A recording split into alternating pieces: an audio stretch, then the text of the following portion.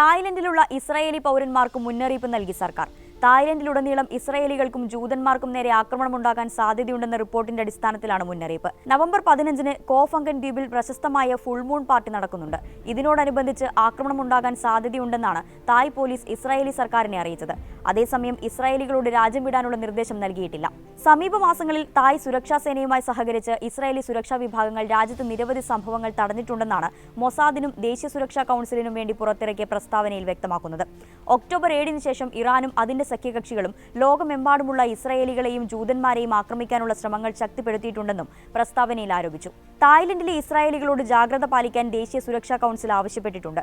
Israeli ജൂത identity പുറത്തു കാണിക്കുന്നത് ഒഴിവാക്കണം. ഇസ്രായേലികളുമായി ബന്ധപ്പെട്ട വലിയ രീതിയിലുള്ള പരിപാടികൾ പാടില്ല. സാമൂഹിക മാധ്യമങ്ങളിൽ യാത്രാ പദ്ധതികൾ മുൻകൂട്ടി പോസ്റ്റ് ചെയ്യുന്നത് ഒഴിവാക്കണം. ഇസ്രായേലികൾക്ക് നേരെ ഏതെങ്കിലും രീതിയിൽ ആക്രമണം ഉണ്ടാകുമെന്ന് സംശയിക്കുകയാണെങ്കിൽ പ്രാദേശിക സുരക്ഷാ ഏജൻസികളുമായി ബന്ധപ്പെടണം തുടങ്ങിയ മുന്നറിയിപ്പുകളും നൽകിയിട്ടുണ്ട്. വെള്ളിയാഴ്ചയാണ് ഫുൾ മൂൺ പാർട്ടി നടക്കുന്നത്. സാധാരണഗതിയിൽ ആയിരക്കണക്കിന് ഇസ്രായേലി ടൂറിസ്റ്റുകൾ ഇതിൽ പങ്കെടുക്കാറുണ്ട്. അതിനാൽ തന്നെ ആഘോഷത്തിനിടെ ഇസ്രായേലികളെ ലക്ഷ്യമിട്ട് ആക്രമണം ഉണ്ടാകാൻ സാധ്യതയുണ്ടെന്ന ശക്തമായ സൂചന ലഭിച്ചിട്ടുണ്ടെന്ന് ഇസ്രായേലി മാധ്യമമായ വൈനെറ്റ് റിപ്പോർട്ട് ചെയ്തിരുന്നു. ആക്രമണം ഉണ്ടാകുമെന്ന മുന്നറിയിപ്പിനെ തുടർന്ന് കോ ഫങ്കൻ ദ്വീപിലുടനീളം പോലീസ് ചെക്കിംഗ് പോയിന്റുകൾ തീർത്തിട്ടുണ്ട്. ആക്രമണ സാധ്യത കണക്കിലെടുത്ത് കഴിഞ്ഞ മാസം ശ്രീലങ്കയിൽ നിന്ന് ഇസ്രായേൽ പൗരന്മാരോട് മടങ്ങാൻ ആവശ്യപ്പെട്ടിരുന്നു. ഇതിന് പിന്നാലെയാണ് തായ്ലൻഡിലും ഭീഷണിയുണ്ടെന്ന റിപ്പോർട്ട് വരുന്നത്.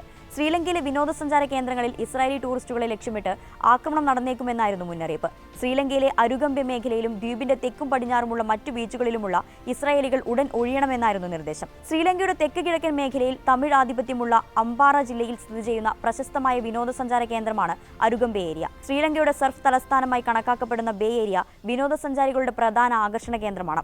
എല്ലാ വർഷവും മാർച്ചിലും ഒക്ടോബറിലും സർഫിംഗ് സീസണിലാണ് ഇസ്രായേലികൾ സാധാരണയായി അരുഗംബെയിൽ വരുന്നത്. ഇത്തവണയും അരുഗംബെ ഏരിയയിലെത്തിയ 50% വിനോദസഞ്ചാരികളും ഇസ്രായേലികളായിരുന്നു. ദിവസങ്ങൾക്ക് മുമ്പ് നെതർലൻഡ്സിലെ ആംസ്റ്റർഡാമിലും ഇസ്രായേലി പൗരന്മാർക്ക് നേരെ ആക്രമണമുണ്ടായിരുന്നു. യൂറോപ്പ ലീഗ് മത്സരത്തിന് മുമ്പ് ഇസ്രായേൽ അനുകൂലികൾ പലസ്തീൻ പതാകകൾ നശിപ്പിച്ചതിനെ തുടർന്നാണ് ആംസ്റ്റർഡാംഷെ ഫുട്ബോൾ ക്ലബ്ബായ അയാക്സിന്റെയും ഇസ്രായേലി പ്രൊഫഷണൽ ഫുട്ബോൾ ക്ലബ്ബായ മക്കാബി ടെൽ അവീവിന്റെയും ഏറ്റുമുട്ടലുണ്ടായത്. തുടർന്ന് അക്രമം പൊട്ടിപ്പുറപ്പെടുകയായിരുന്നുവെന്ന് മാധ്യമ റിപ്പോർട്ടുകൾ സൂചിപ്പിക്കുന്നു.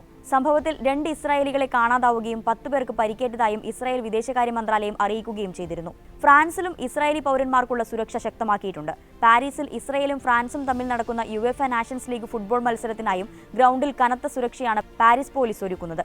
4000 പോലീസുകാരെയും 1600 സ്റ്റേഡിയം ജീവനക്കാരെയും വിന്യസിക്കുമെന്ന് പോലീസ് അറിയിച്ചു.